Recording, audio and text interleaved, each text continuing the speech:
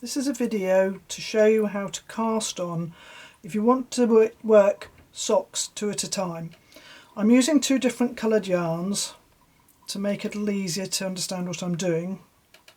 When you're making your socks you would need 2 balls but of the same yarn. So it does mean that if you've bought a 100 gram ball, you will need to rewind part of it because it does not work well trying to take one end from the outside of the ball and one end from the inside of the ball. So I'm going to just put the pink ball out of the way for the minute and start with the orange ball. The other thing you need is a long circular needle. You need at least 100 centimetres. This is a 100 centimetre circular needle because this is going to be done using the magic loop technique. So to start casting on the first sock, you need a flexible cast on. I'm going to use the long tail cast on, but I'm going to demonstrate it using the English style of working a long tail cast on. So I'm going to make a slip knot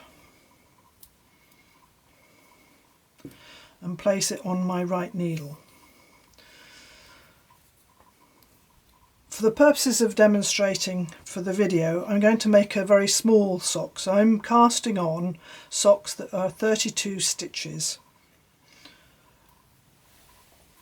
Obviously when you come to do your pattern, you will use whatever number of stitches the pattern says to cast on. So for the first sock, I only want to cast on half of the total number of stitches in the sock circumference. So if it's 32 stitches, I want half of that, which is 16 stitches. So I'm going to cast on 16 stitches. So there's my first stitch, and I'm just going to work the English method of long tail, which is also sometimes called the thumb cast on.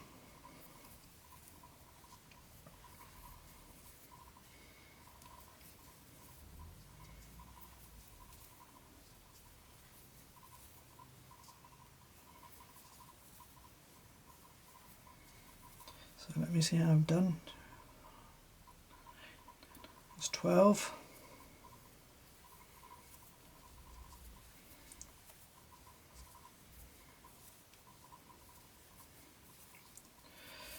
So I've cast on half of the stitches required for the first sock. I now have to push these stitches onto the cord out of the way and now cast on the stitches for the second sock. So I'll just get my yarns over there. So again, because it's long tail, I have to pull off some yarn first, make a slip knot. So I'm going to start casting on the second sock. This time I'm going to cast on all the stitches, so I'm going to be casting on 32 stitches.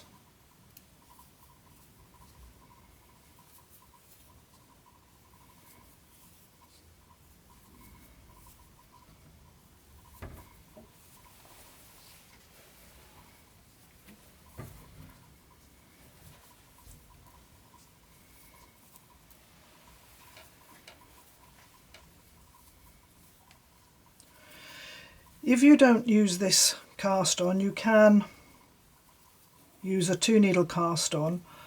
I would suggest doing the knit cast on if you're going to use a 2 needle cast on, because you want your cast on edge to be able to stretch over your foot and ankle in order to be able to get the sock on and off comfortably.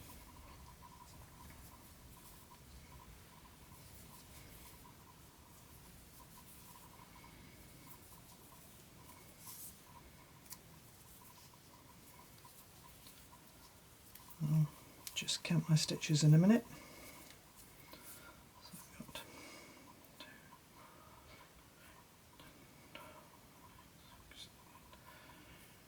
22, 24, 26, 27.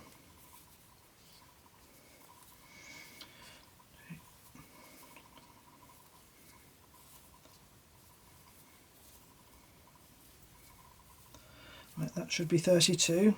It's always a good idea to double check. 2, 4, 6, 8, 10, 12, 16, 18, 20, 22, 24, 26, 28, 30, 32. So I've now cast on all the stitches for the second sock. Again, I'm going to push these stitches onto the cord, but I now want to divide them in half. So I'm going to count back 16.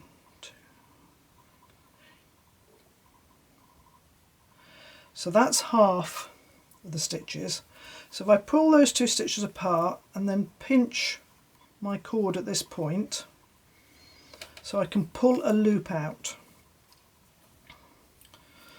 So that what we've got here is, I'll pull it around a bit more. So I've got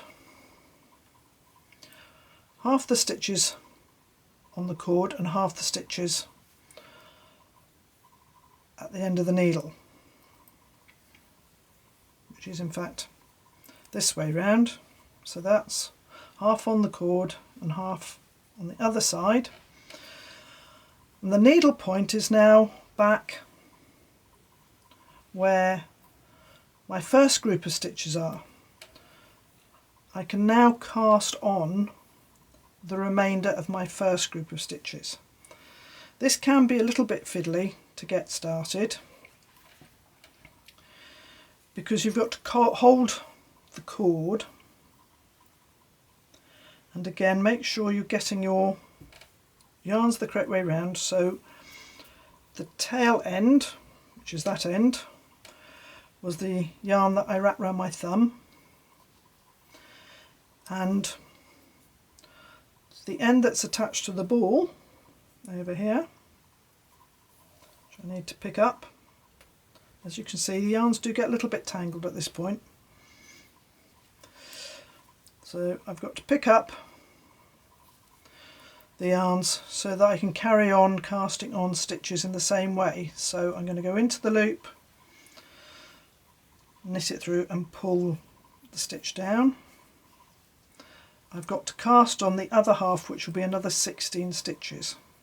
Sorry, I don't want to do, I need to make it a proper stitch. So that's 2, 3,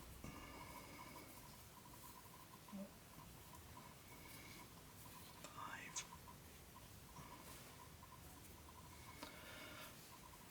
6,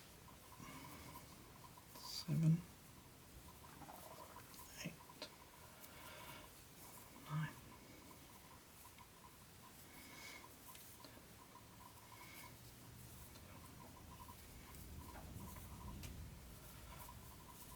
13. Let me just pull off a bit more yarn.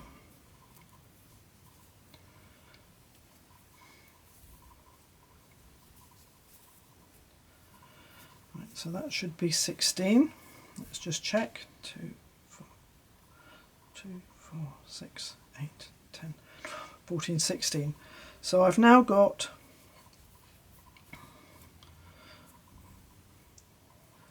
16 stitches of orange on the cord and 16 stitches of orange on the needle point, and here again I've got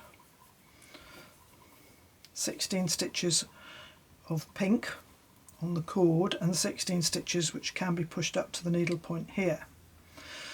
So I've now cast on all the stitches and I'm ready to start my first round. So I need to turn the knitting around because we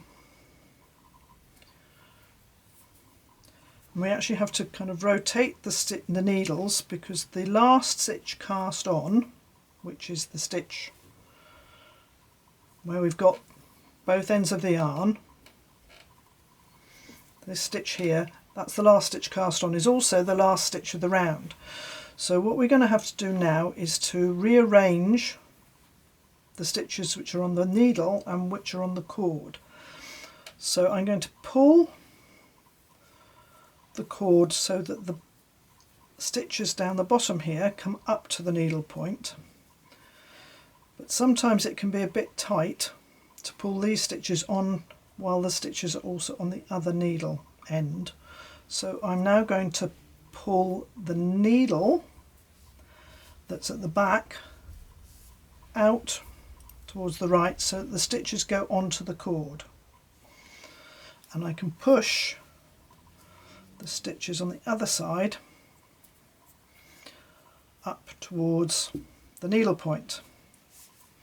The other thing that we have to do at this point also is to make sure that our cast on edge is not twisted. So I've got the cast on stitches running on the inside of the needle here and on the inside of the cord. I have a loop at this end of the cord, but I'm also going to pull the cords so that I can form a loop at this end so I can knit with the other end of the needle. So my stitches are all lined up. I'm ready to start knitting. To make the first round a little bit easier to work, I'm going to knit a round of just knit stitches. I'm not going to go into my rib pattern yet. It just makes it slightly easier to work this first round of stitches. So having checked that I haven't got anything twisted, I go into the first stitch. And another little tip that can be helpful is to work the very first stitch of the round with both ends of the yarn. So I'm going to work that first stitch with both ends, the tail and the knitting yarn, just for that first stitch, and then drop the tail and continue knitting across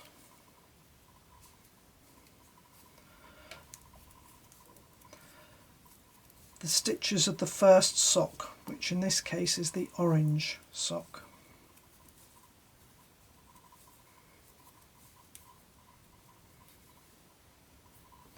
So I might just need to pull the cable out a little bit more to make it easier to work. The first few rounds are always a little trickier because you're trying to manage how the stitches are sitting on the needles.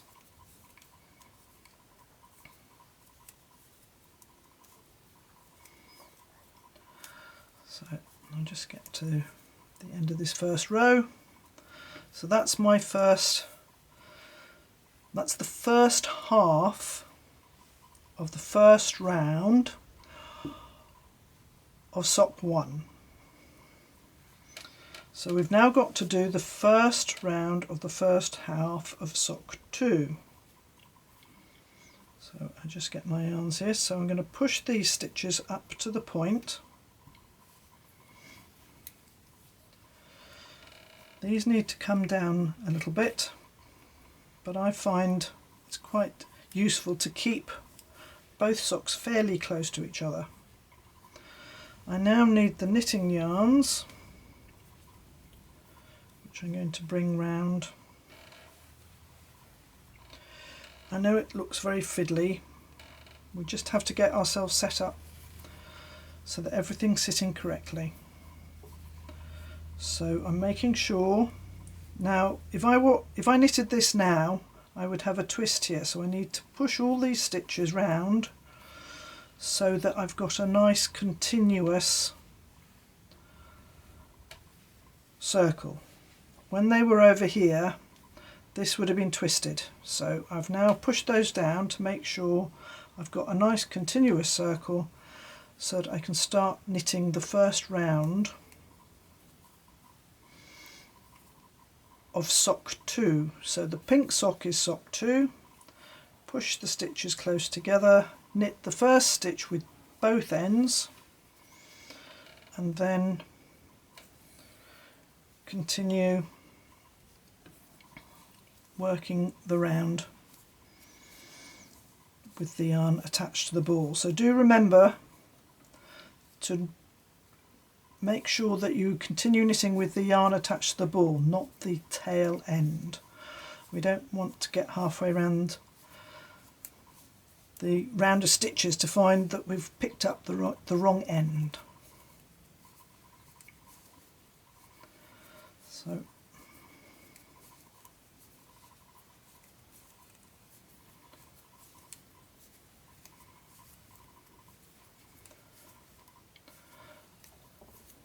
So at this point, so now you can see that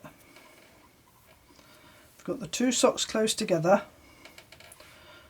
and that needle. So if I pull this yarn loop here, you can see both needles are together. When you're in the middle between two pairs of the two socks, the needles will be pointing towards each other, but here they're running parallel. So I've now completed the first side. I need to turn the knitting around, and the stitches that were on the needle, these ones here, need to go onto the cord, and the stitches that were on the cord need to be pushed up onto the needle point. So I've pushed those two up. I can now work the second half of sock 2. So if I just get my yarn out of the way so it doesn't catch and make a loop, I can now carry on knitting across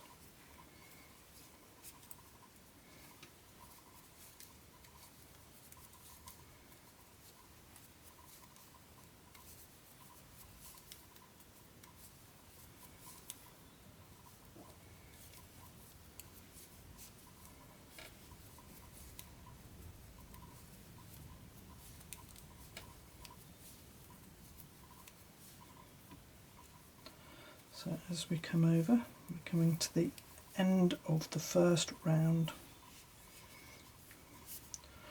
on sock 2.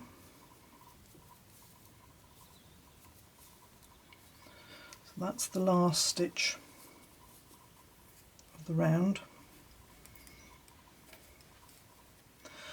I've now knitted one round over all the stitches of sock 2.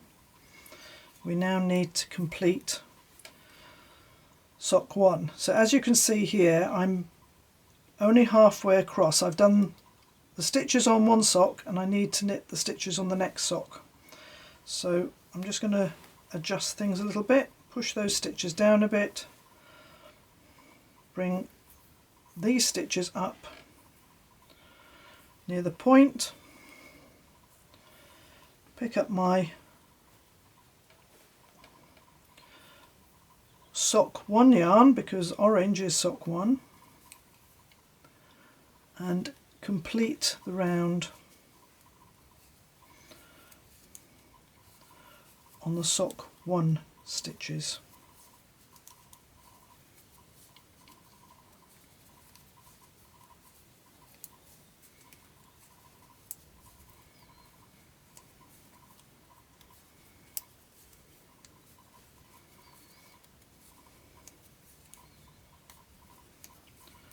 So once you've completed this first round, so there we go, that's the rest of the stitches from sock 1. So I've now completed a round on each sock. So I'm going to turn my knitting around again, ready to start round 2. And in round 2 I would now start my rib pattern, or whatever cuff pattern you've got for your particular sock. You do need to remember when you work this very first stitch, so let me just again pull the needles around, so the back stitches go onto the cord, the front stitches go onto the needle point.